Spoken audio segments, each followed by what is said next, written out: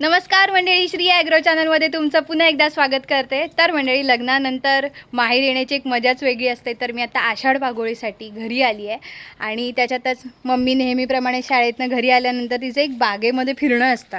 आणि तुम्हाला माहिती आहे, मी डॅडी आम्ही आवडीने वेगळ्या वेगळ्या व्हरायटीची झाडं लावत असतो, आणत असतो. तर आपल्या घरी बऱ्याच व्हरायटीची झाडं आहेत. तर त्याच्यामध्ये मस्त मस्त म्हणजे द्राक्ष आहे, चेरी आहे, लिची आहे. तर आता आपल्या घरच्या चेरीच्या झाडाला चेरी आल्यात, ते तुम्हाला पटकन दाखवते. चला तर मग. तर मंडळी बघू शकता, ही आहे आपली कच्ची चेरी. अशा इथे 2-3 कच्च्या चेरीज तुम्हाला दिसतील. आता तुम्हाला चेरीची फुलं दाखवते. ही बघा, ही आहेत चेरीची फुलं. हे एक पिकलेलं चेरी आहे इथे आणि अजूनही आहे तिथे. हे बघा, तर हे आपल्या घरच्या चेरी आहेत. आणि असं घरी म्हणजे छान माहेरी आल्यानंतर एवढी गोड गोड बातमी चेरीची बघितल्यानंतर मला तर आनंद पोटात वळणं असं झालं आहे. हे बघा, खूप सुंदर अशा आपल्या चेरी. आणि हे छोटंसं झाड आहे, कलमी आहे, आपल्या घरी आपल्या बागेमध्येच लावलेलं आहे.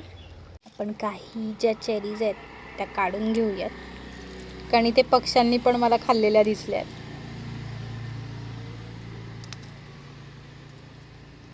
हे बघा, इथे पक्ष्यांनी खाल्ले चेरी.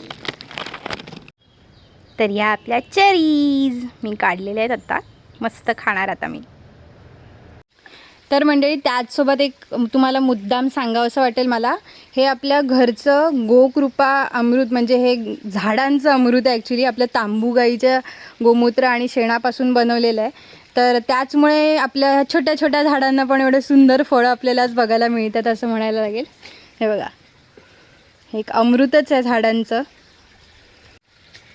तर मंडळी, अशाच छोट्या छोट्या गोष्टींमध्ये आनंद बाळगत व्हिडिओ आवडली असेल तर व्हिडिओला लाईक करा. चॅनल सबस्क्राईब केलं नसेल तर चॅनलला सबस्क्राईब करा. आणि व्हिडिओ बघितल्याबद्दल धन्यवाद. राम राम.